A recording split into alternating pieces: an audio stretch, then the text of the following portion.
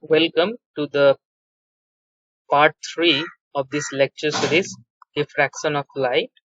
In this video, I am going to discuss about the Fraunhofer diffraction in a double slit. Okay. Before proceeding to this video, I will request you to watch previous two videos. It will help you to understand this topic very easily.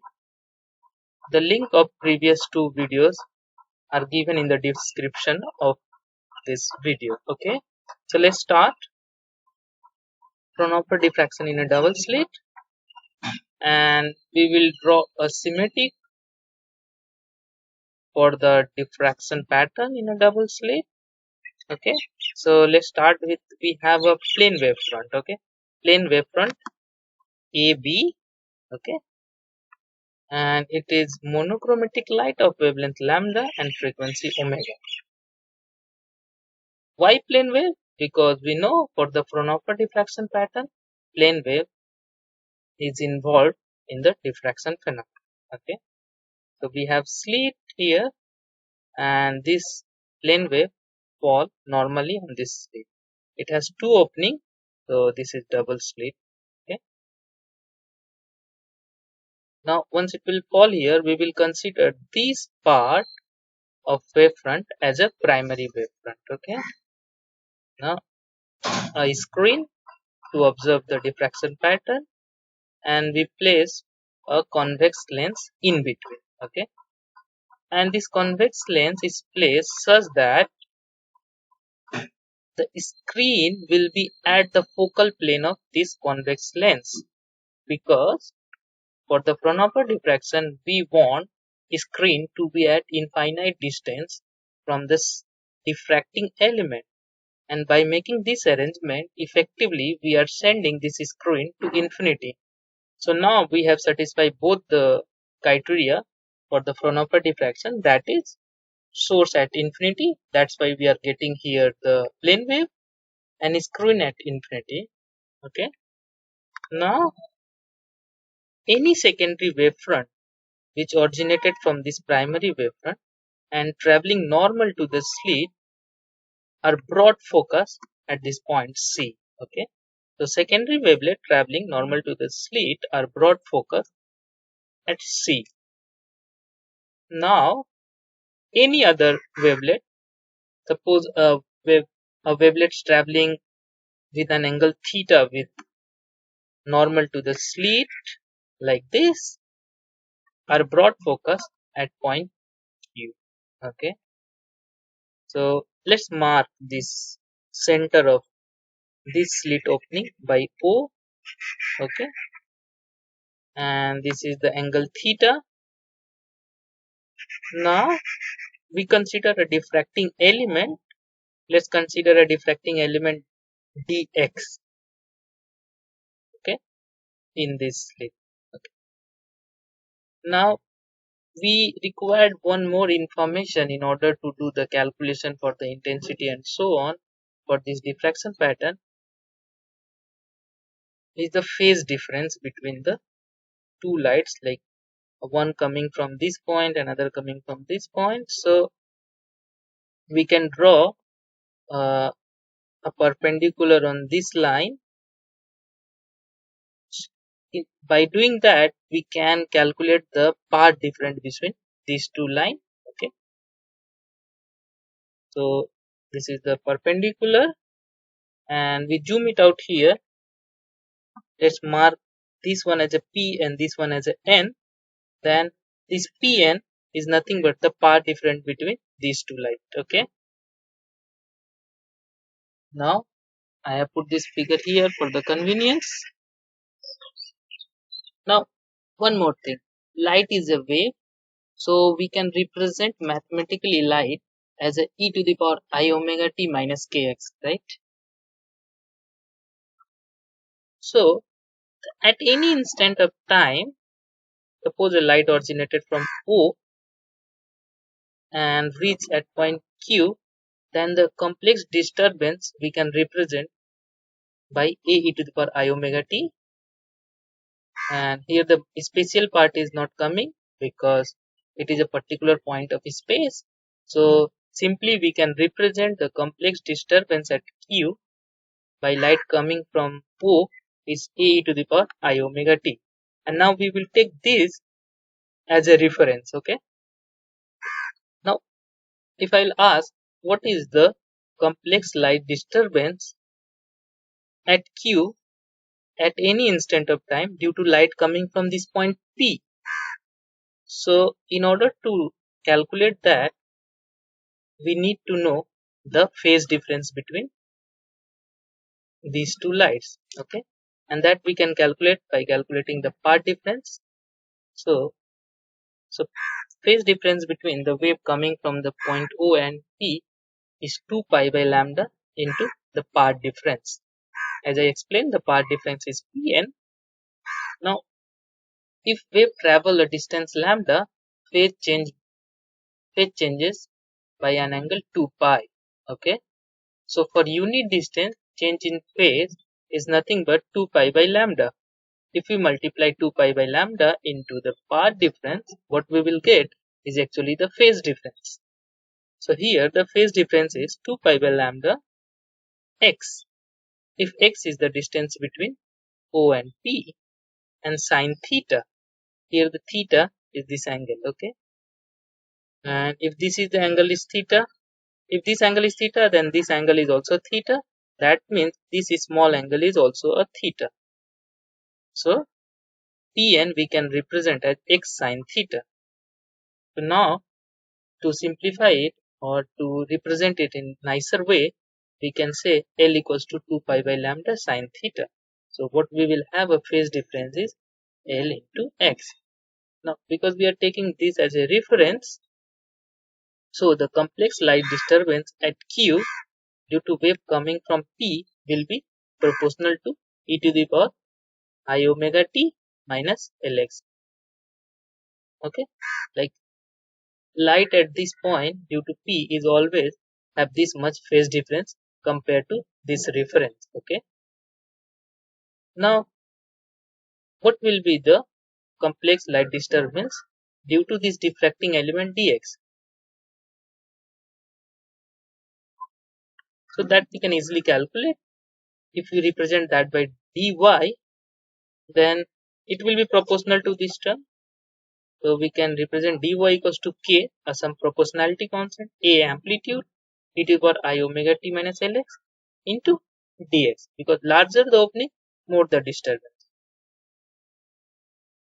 Now we need to calculate the disturbance due to this whole slit. Okay, so before that, let's point out something, that slit width, this opening is a. Okay, and BA the width of an opaque space, and if we can add these two A and B, we call it a some in some notation D, then any point which are separated by a distance D is called the corresponding point, because if we just point out this and these 2 points, they are separated by a distance D. Any 2 points, any corresponding points on these two slits are separated by a distance d, like if you consider this point and this point. Okay, now so the total disturbance at Q is simply, this is O. Okay, it's a midpoint. So what we need to do, we need to integrate this over from this point to this point. So it will be minus a by 2, because this total opening is a. So if we come down, so it will be minus a by 2. So we have minus a by 2 plus a by 2 over this. Okay, now we need to consider this term also. So plus, now if this is minus a by 2, then what will be the value of this? It's a corresponding point. So just we need to add a distance d in it. So the lower limit will be d minus a by 2. And what will be the upper limit? It will be d plus a by 2, because This point is a by 2. So this point will be b plus a by 2. So now what we will have is this. This is very important and we need to solve it and we are done. So let's integrate this equation. These terms are independent of x, so we will take it out. We will integrate over e to the power minus I lx dx over this limit, and similarly here also. So if you integrate and substitute the limits, what you will get is this term. Okay. Now you can clearly see it looks like a sine function because sine theta, 2 sine theta is e to the power I theta minus e to the power minus I theta. So we can represent this in terms of uh, sorry uh, 2i sin theta. Okay, so we can represent 2i sin theta equals to e to the power I theta minus e to the power minus I. So we can simply represent this in terms of sin theta, and similarly here if you take it out e to the power minus I theta common, these two terms will be same. So just simplify it, try to do it by yourself. What you will get is this Ka, this will become sine La by 2, and the extra 2 term will come down here, and as I put a here, I multiply it by a here also. So it will be Ka small a sine La by 2, La by 2, and then if you take it common, it will be 1 plus e to the power I L t. And I have a typos mistake here. uh, I I must have a L here. Okay, so it is the I L T E I omega t. Now this is the disturbance. So in order to calculate intensity, you need to multiply y by its complex conjugate. So let's multiply it, and what you will have is I naught sine square alpha by alpha square 2. Like if you multiply complex conjugate, this term will be go out, and and if you multiply by this by its complex conjugate, so you have to multiply 1 plus e to the power plus I L D, and if you multiply these two terms, you will get this. On here alpha is La by 2 and I naught is equal to K capital A small a whole square. Now further simplify it. This is nothing but 2 cos LD. Okay, e to the power I theta plus e to the power minus I theta equals to 2 cos theta. So use that identity, and what we will have this. Again you can take 2 common, and then you will have 1 plus cos LD, and that you can write as 2 cos square LD by 2. Okay, so overall we will have 4 I naught sine square alpha by alpha square cos square beta, where beta is LD by 2. So this is the final form of intensity, and that's what we want. Now we are done. We just need to draw the intensity distribution, and for that we need to calculate something. So this is the important formula. This is the intensity formula for the diffraction pattern due to a double slit. Okay, now if you look this intensity formula carefully, you can easily note out that this term, which is exactly equals to the diffraction pattern due to a single slit. So actually this is nothing but the diffraction pattern due to the single slit. Okay, let's call it the ID. Okay, let's give the diffraction pattern of a single slit. But here you don't have single slit, you have two slits. Okay, so this term will give the diffraction pattern due to one slit.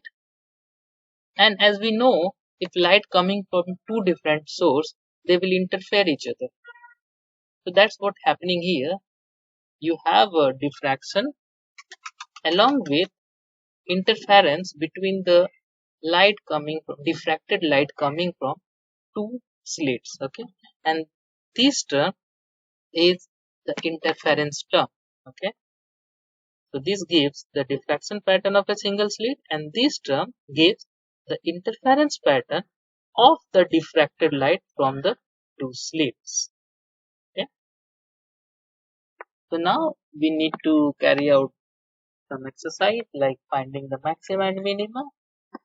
But remember, here we have two terms, so we will have a diffraction maxima and minima, and along with will have interference maxima and minima. So first calculate the diffraction maxima and minima. To calculate this, we will follow the same procedure as we done in the previous video lecture. We will take the derivative of diffraction intensity with alpha. What we will get is sin alpha equals to 0 and tan alpha equals to alpha. So sin alpha equals to 0 is condition for maxima because double derivative have positive value for this, and tan alpha equals to alpha will be the condition for maxima because double derivative will have the negative value for it. Now let's elaborate the condition for minima. Sin alpha equals to 0. So if you solve it, you will get alpha equals to m pi, where m equals to plus minus 1, plus minus 2, and so on. So just substitute this value of alpha is LA by 2, and you just substitute L by 2 pi by lambda sine theta. What you will get is A sine theta equals to m lambda. And please note, this is the condition for diffraction minimum. Okay, and here m equals to 0 is not considered because for m equals to 0, alpha equals to 0. When alpha tends to 0, sin alpha by alpha tends to 1. So eventually alpha equals to 0 is not the condition for minima, actually it will be the condition for the principal maxima. So that's why it is not considered here. Now the maxima condition in diffraction pattern is tan alpha equals to alpha. To solve this is a transcendental equation. We can solve it by graphically by plotting two curves, y equals to tan alpha and y equals to alpha, and the point of intersection of these two curves will be the solution of this equation. So just plot it. Actually all these are the repetition of previous video. If you have watched that, you can skip. Okay, so the tan alpha equals to alpha, or y equals to tan alpha and y equals to alpha. So the cut point is 0, alpha equals to 0, and that's the condition for the principal maxima. Then another solution will be alpha equals to approximately equals to 3 pi by 2, and then 5 pi by 2, and in the negative side minus 3 pi by 2 minus 5 pi by 2.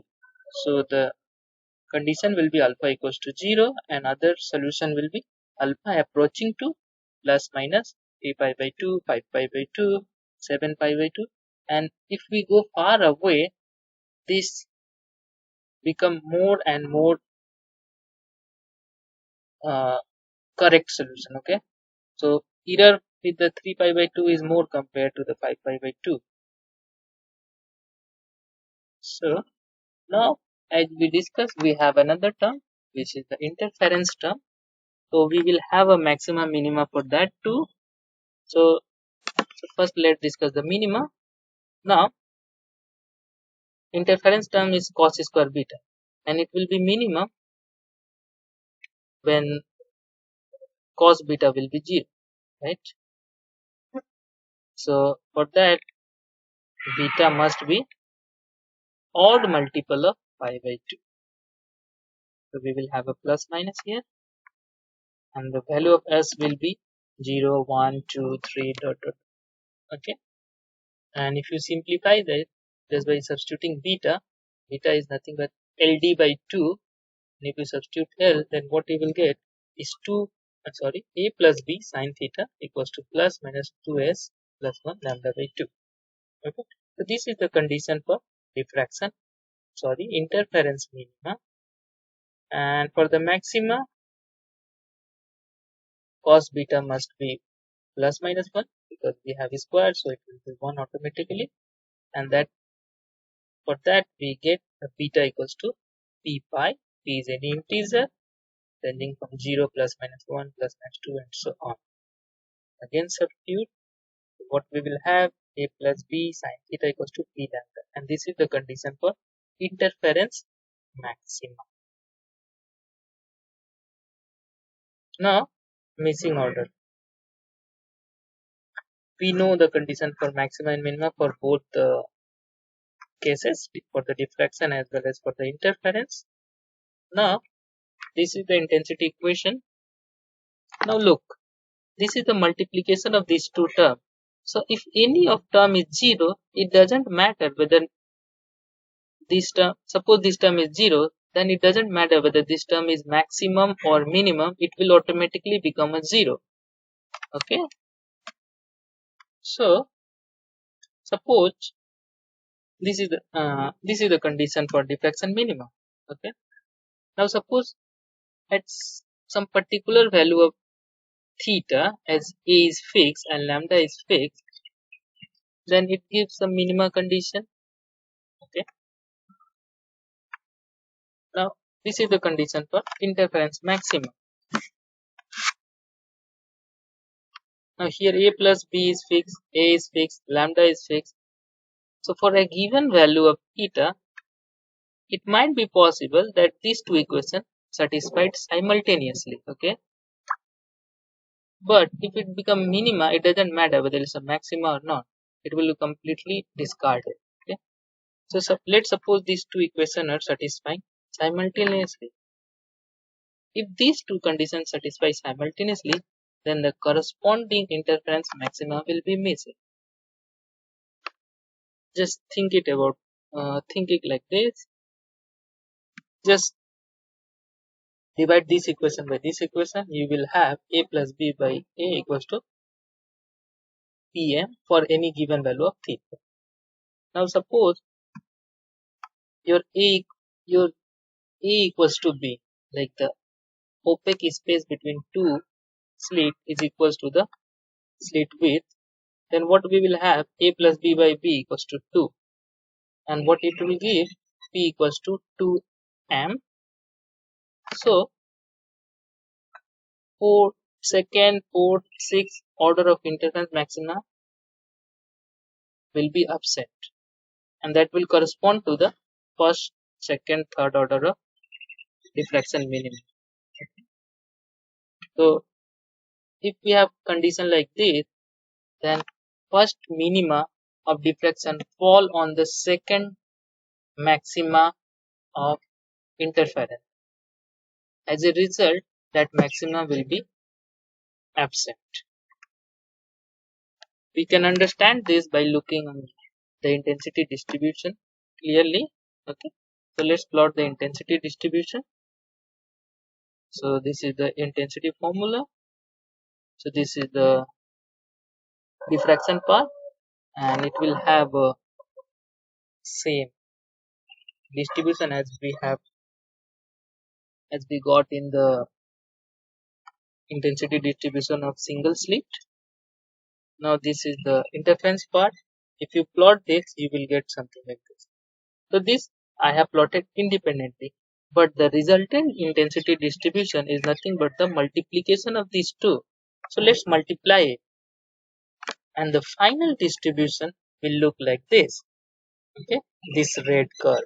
Okay, this I have plotted just for the show the envelope. Now if you just look these three images carefully, this is the central interference maxima, and this is the first order, Okay, this is the first order, second order, and third order is missing here. Okay, because the third order of 1, 2, 3, third order, okay, fall on the first minima of diffraction. In that way, third order is missing here. Similarly, you will find 4, 5, 6. Again, sixth order is missing. So third order is missing, sixth order is missing. So if you back calculate, you will find here the value of B is equals to 2 times A. Okay, and if you calculate for that, you will get that E equals to 3m. So if your the opaque space between the slit is twice compared to the slit opening, you will get the diffraction pattern like this. So the actual diffraction, if you do the experiment, you will find like this. Okay? So far in this top. See you in next part. Thank you.